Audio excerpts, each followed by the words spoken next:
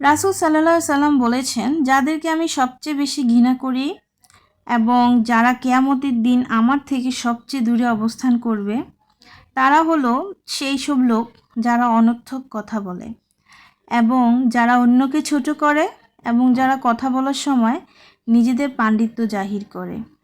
আসলে আমাদের সমাজে এমন কিছু ব্যক্তি আছে না, যে তারা কথা বলার সময় ভাবে না যে তার বিপরীত পাশের মানুষটা তার কোনো কথাতে কষ্ট পেতে পারে বা তার খারাপ লাগতে পারে।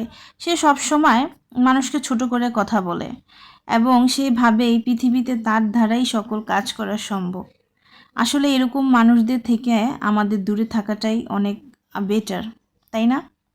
আসসালামু আলাইকুম এভরিওয়ান, সবাই কেমন আছেন? আলহামদুলিল্লাহ আমি ভালো আছি। আজকে সন্ধ্যায় একটু ডিম চপ বানালাম। এই ডিম চপটা আমার বাসার মানুষেরা বিশেষ করে আমার হাতে বানানোটা বেশি পছন্দ করে, তাই ভাবলাম একটু বানিয়ে দেই, নিজেরও খাওয়া হয়ে গেল। অনেক দিন খাওয়া হয় না।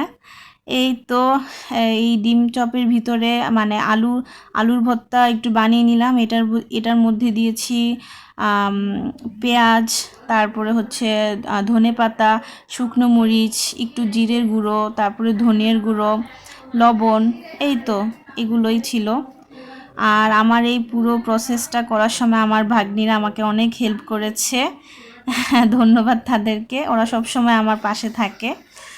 এই তো আমার ভিডিওটা যদি ভালো লেগে থাকে সবাই একটু লাইক কমেন্ট করে আমার পাশে থাকবেন। আল্লাহ হাফেজ।